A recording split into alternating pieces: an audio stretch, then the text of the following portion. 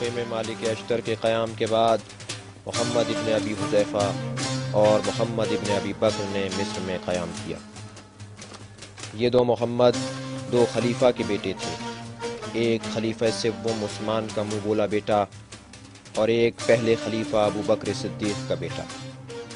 یہ دونوں پریشانیوں کا اصلی سبب مروان ہی کو سمجھتے تھے، لہٰذا انہوں نے عزم کیا کہ ظلم و جور کے چشمے کو خشک کر دیں۔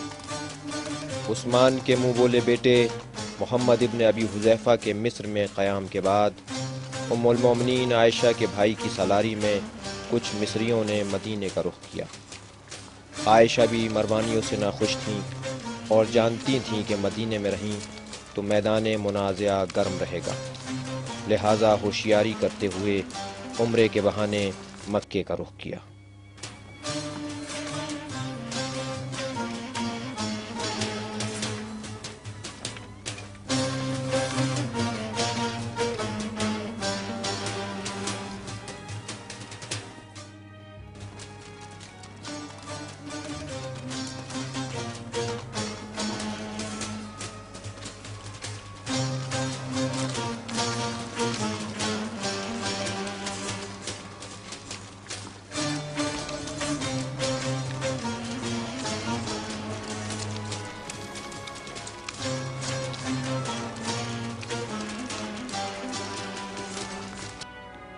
ادھر طلحہ و زبیر جیسے کچھ مہاجر و انصار انقلابیوں کے ساتھ ملحق ہو گئے اور کچھ سعد ابن ابی وقاص کی طرح غیر جانبدار رہے، اور مروان اپنی خام خیالی میں لشکر شام کا انتظار کرتا رہا کہ شاید معاویہ کی مدد آ پہنچے۔